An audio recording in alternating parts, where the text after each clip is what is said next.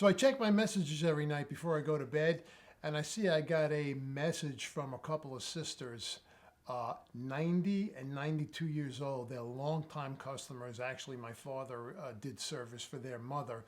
And they said that one of them went down to the basement to put water in the boiler at 1 o'clock in the morning, which I thought was kind of ridiculous.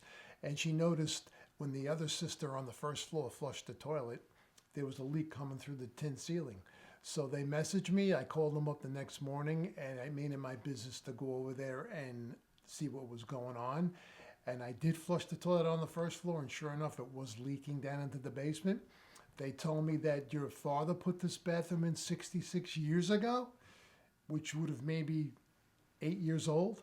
So I don't really remember too much about this bathroom, but at any rate, 66-year-old lead bend underneath the toilet must have been in sorry shape. So I made an arrangement with them to come over the following day, remove the toilet, open up the floor, and see what was going on. Stick around. I'll be right back after the intro.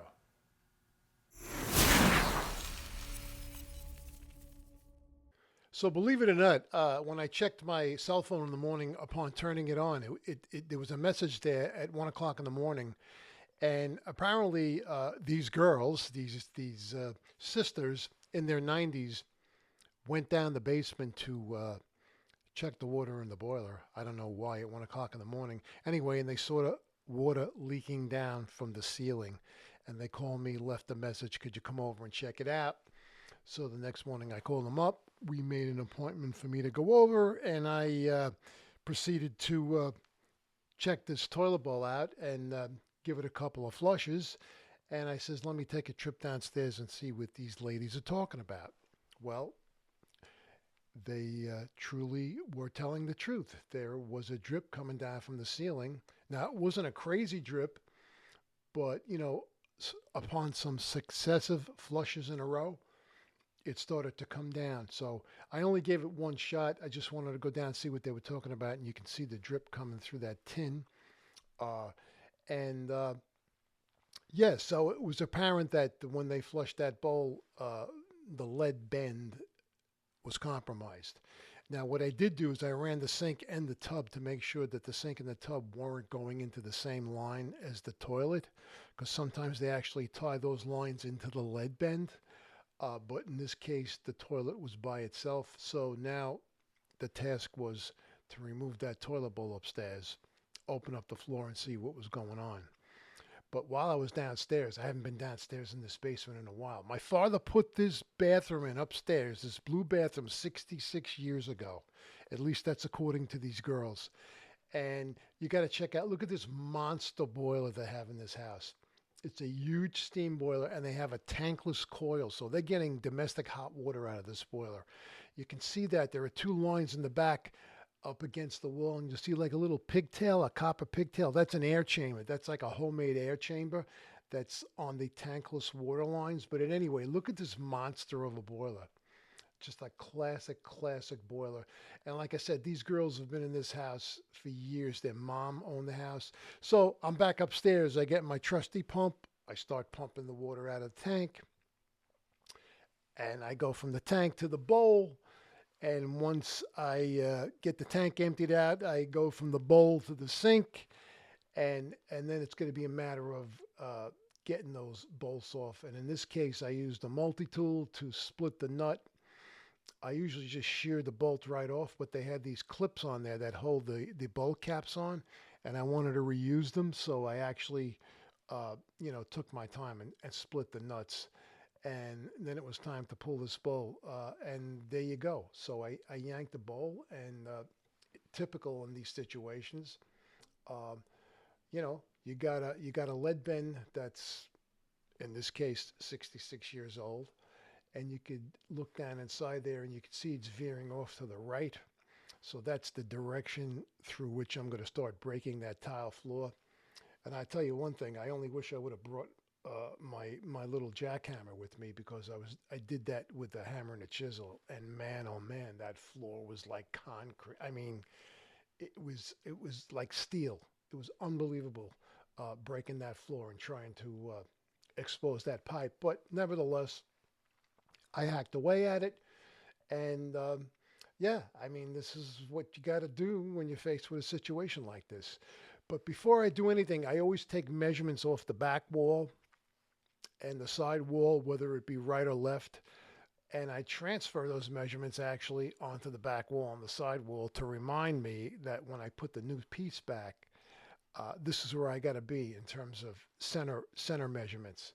So it's just a little tip for anybody who's going to attempt to do something like this. You want to leave yourself a little note because you want to get that pipe back in the exact spot or close to the exact spot. Sometimes that's not possible, but I try my best. And here you see I marked off the back. I'm 11 and 3/4 from the back, and I'm about 12 and a half, 12.75 from the side wall. I'm in the ballpark. So now you can see I opened it up, and naturally through banging, I actually collapsed the top of the lead bin, but that lead bin is like tissue paper. So that was compromised. That was opened up, and when they flushed it, the water spewed out the top, went down around the bottom, and came out, the tin ceiling. Um, it's just amazing how these things, in a lot of cases, they rot on top. They don't rot on the bottom. The bottom really wasn't as bad as the top. You can see here, I mean, the top just blew out. And you'll see me touching it with my gloves here, but it's like paper thin.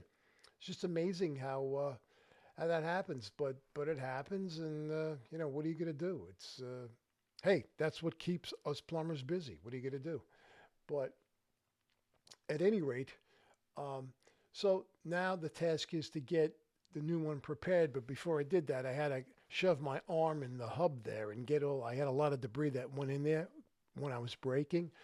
And then I also trimmed that ferrule. That ferrule's a little crooked, you're looking at right there. I straightened it out to give me a nice square cut for when I put the new lead bin in.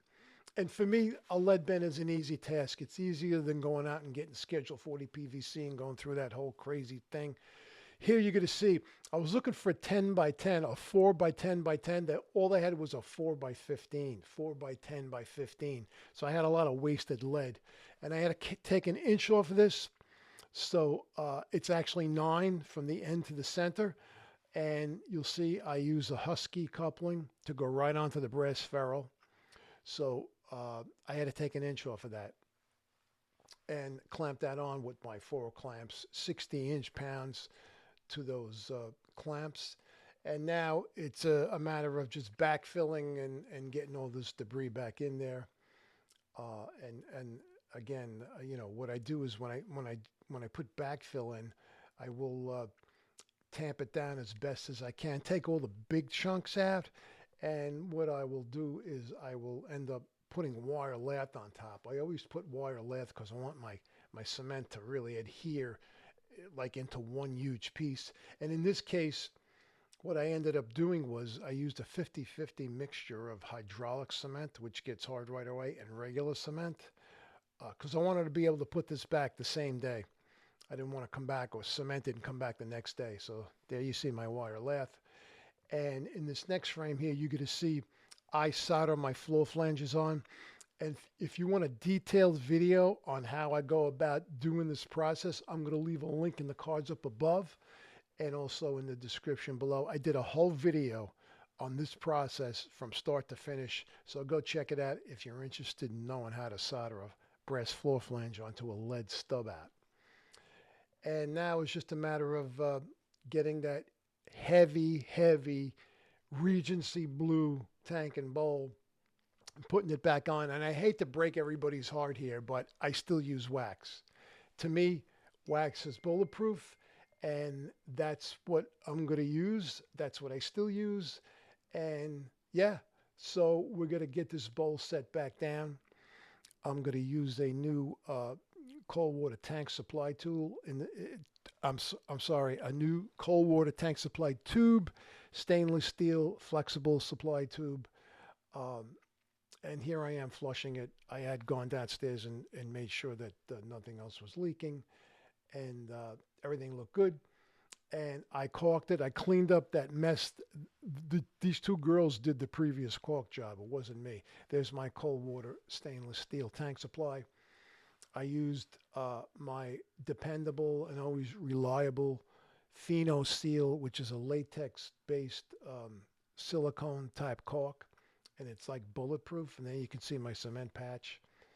And yeah, I mean that's the process. So this was an all-day job, because I had to leave to go pick up the pipe and the supplies, and then come back, and in and out, up and down. So it was a long day, and hey, that's the way you do it. So here it is, the finished product. That tank has probably got 5 gallons of water in it. It took such a long time to fill up. But hey, so I told these girls, I says, listen, I don't think this new pipe's going to last 66 years. And they laughed and said, well, we're not worried about it because we're not going to be here. And I said, I got news for you, girls. Neither am I. So anyway, they were happy. I was happy. And there it is, guys. A 66-year-old lead bend that gave up the ghost. Now they're all back in shape. And hopefully they'll live on and be happy for a long time coming. So there you have it, folks, a 66-year-old lead bend. It amazes me how the top of the lead bends get tissue thin and they just blast open. But, and I got to tell you, man, that concrete was like steel. I'm sorry I didn't bring my little jackhammer off. I did it by hand, and with the arthritis in the hands, it hurt. At any rate, guys, I said to these two girls after I finished, I says, girls, I says, you had a 66-year-old pipe that gave up the ghost, and I don't think this new one's going to last 66 years. They laughed at me and said, well, we're not going to be around, so we're not worried about it. I says, you know what? Neither am I, guys. Anyway, folks, I hope you enjoyed the video. This is how we do things here in Brooklyn, New York. If you're new to the channel, you may want to consider subscribing. But the most important thing you can do is give me a like, give me a thumbs up, make a comment, because if you don't do that, YouTube doesn't show these videos to anybody. Folks, I hope to be seeing you real soon in the next one. I got another job. Lady's got a leak under a kitchen sink that's pouring out onto the floor, and it seems like it's going to be an interesting little task to take on, and I'm going to document that. So that's going to be my next video coming up. Anyway, stay well, guys. Glad to see you. I will see you in the next one. And as always, happy plumbing.